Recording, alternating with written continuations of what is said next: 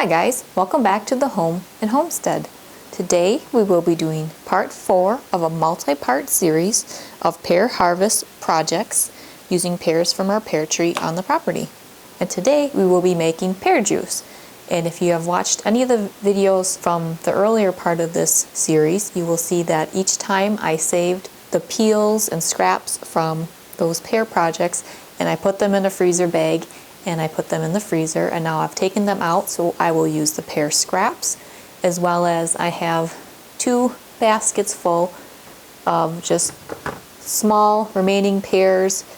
They're ripe and they're just perfect for this project. So what I will do with these pears is I will cut the stem off, cut them in half,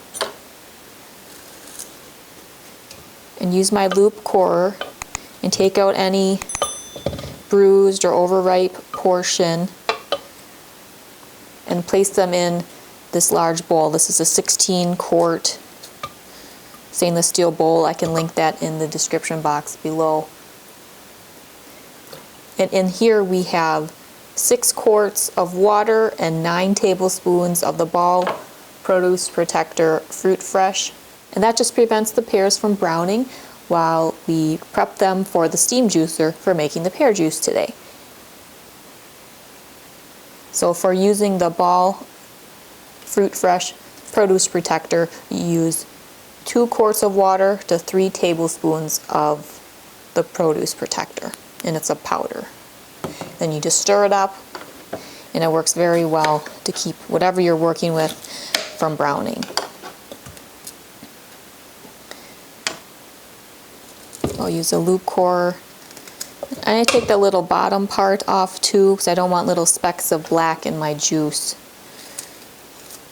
But I leave the peel on and everything else for when we make the pear juice.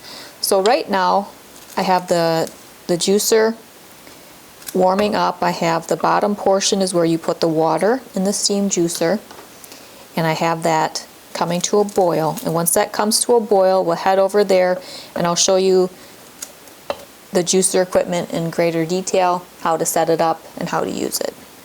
So now what I'll do is I'll keep working on these pears, get them prepped and halved. Like I said, I have another basket worth of pears. So we'll fill this bowl up and then we can get juicing these pears. Okay, so once the water is boiling on the bottom of the juicer, and you fill up the bottom portion to, there's a little ridge that goes around the perimeter, fill it up to that ridge. Then we will add the other 2 components to the steam juicer. So then once assembled, the juices will collect in the middle portion here, and there's a little tubing with the release clamp, and then you remove the end and you put that into whatever jar or vessel you want the juice in. And we will be canning this pear juice, so we'll put them into quart jars. And then the top part, there are these holes in this section, and the fruit or scraps or whatever you plan to create juice from, you put them in the top part, and the juice trickles through the holes into this collection reservoir, and that's how you get your juice. You want to keep checking the bottom vessel and make sure that the water is full or that there's enough water in there. So every hour or so I check and I add more water to that so it continues to steam juice.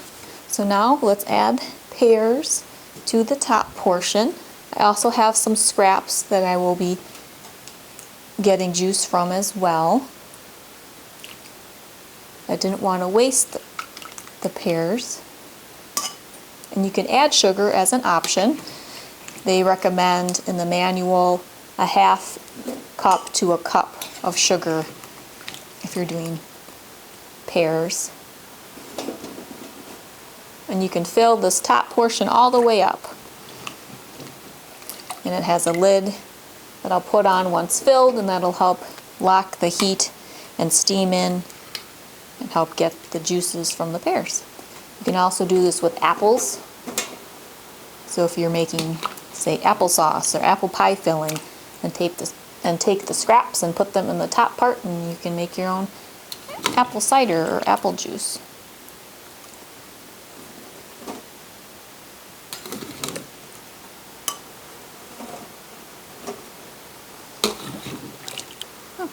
That looks nice and full. Let me get the lid back on. There we go. We'll let this do its thing and create the juices.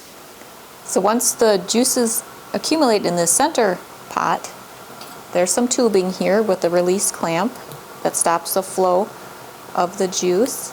And there's a little stainless steel tip here as a cover. And you just pour this into whatever vessel you want to use. In our case, we'll be canning, so we put them into our canning jars.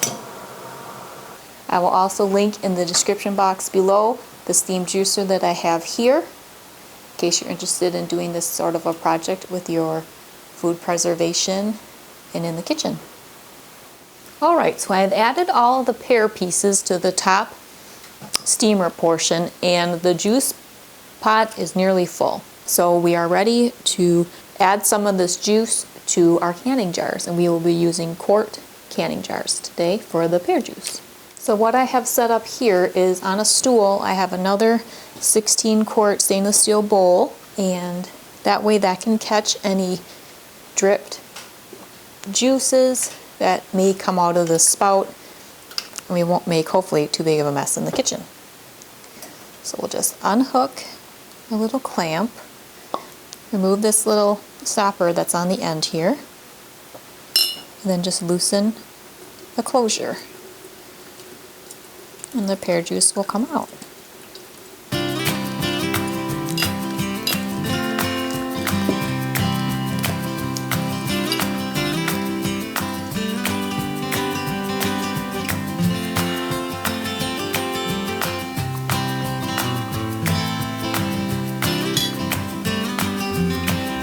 We'll let this fill up to a 1-inch headspace, so that is approximately to the bottom of the thread on a jar.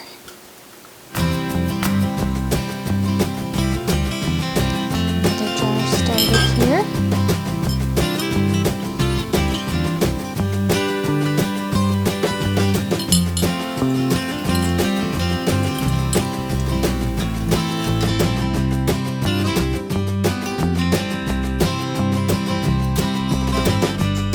I did not sweeten this pear juice. As I said earlier, if you want it sweetened, you can add a 1/2 cup to 1 cup, and you'd add it to this portion up here, the top one, with whatever fruit or scrap that you're juicing. So let me move this jar out of the way. Alright, so we were able to get 2 quarts out of that batch. Now since we finished the 2 quarts from that batch of juice, I lifted off these top 2 and I filled the water back up to the fill line. There's a ridge right about here. You fill it up to here. So the water's all filled up again. That took a few hours to get to this point, so we'll let this keep steaming and making our pear juice. Now we have finished juicing the pear pieces. They've really condensed down to very little in there. So I added and I filled up this top portion with the scrap. So we have the pear peelings from the various projects that we've been doing with the Pear Harvest this year, and I've put them in there now. And what I did was, once I had all the pear pieces out of the fruit fresh protector solution, I put all of the frozen pieces of the scraps and peels into here, and that just kind of brightened up the peelings, and they have a nice white color again. They're not all browned. So with the peels, I'm going to be adding the sugar. So we'll add a 1/2 cup of sugar. And that way, as the pear peelings and scraps create the juice, it'll have a little more flavor to it with the sugar. As when you do scraps, a lot of times it can be a little bit of a mild flavor. So this will give it a little more something to it. And I'm also able to test if I prefer the pear juice sweetened or unsweetened. So now we did 4 quarts with the pear juice unsweetened. So now the remaining quarts that we will make will be sweetened with a 1/2 cup of sugar per batch. So we'll let this continue to steam juice. We'll probably get 1 more filling of this top pot with what's left of the peels here So we'll let this keep steam juicing. This takes about an hour or so per batch that I remove the juice from the middle pot to fill about a quart or two each time. So we'll let this keep creating the juice. Now let's get some of the pear juice jarred up from the scraps and peels.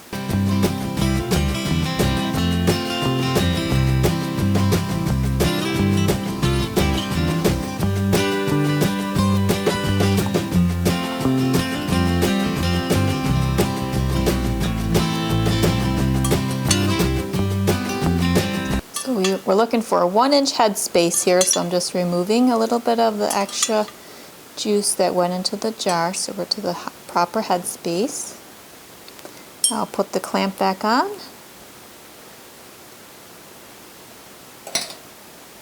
This really is a beautiful juice that this creates from the pears. So we'll let this continue to create pear juice. So far we have 5 quarts. And we'll keep this process going here. We still have one more batch to put in with the peels because it's still steaming away at the batch I put in previously. So we'll let this keep making pear juice. Alright, so we have all the pear juice in their jars. So now we need to get them into the water bath canner. So they are processed for 10 minutes at our altitude.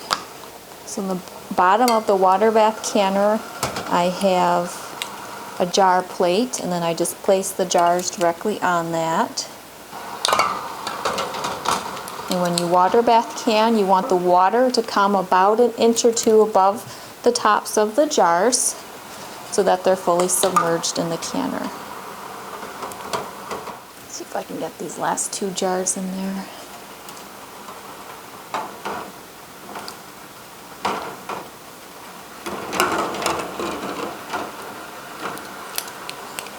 Okay, and the processing time is the same for pints or quarts, and it's 10 minutes.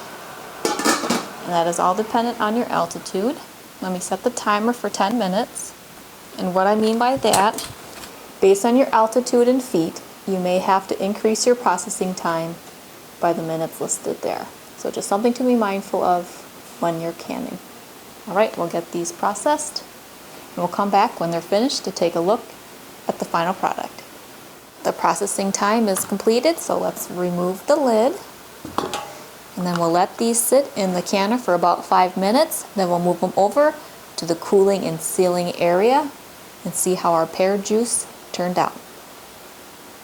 Okay, so the pear juice is completed, and we have 4 quarts of pear juice that were from the whole pears basically, and 3 quarts and a pint from the pear peelings that were scraps from the different projects that I did for the other videos in this series.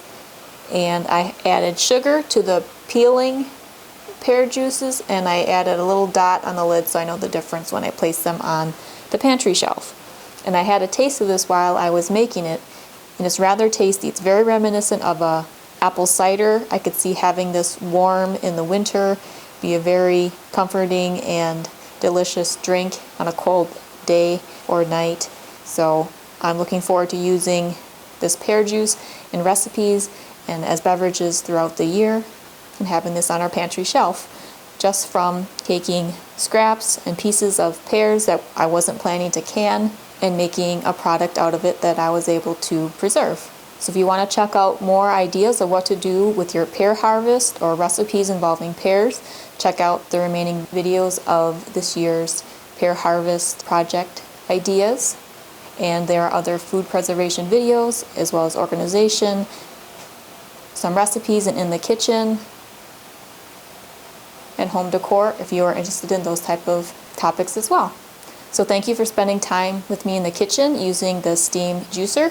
Hopefully you found it beneficial, and I'm glad I added it as a tool for our food preservation in our kitchen. I hope you're having a wonderful day. If you're new to the channel, please consider subscribing, and if you enjoyed the video, please give it a thumbs up. See you next time. Take care.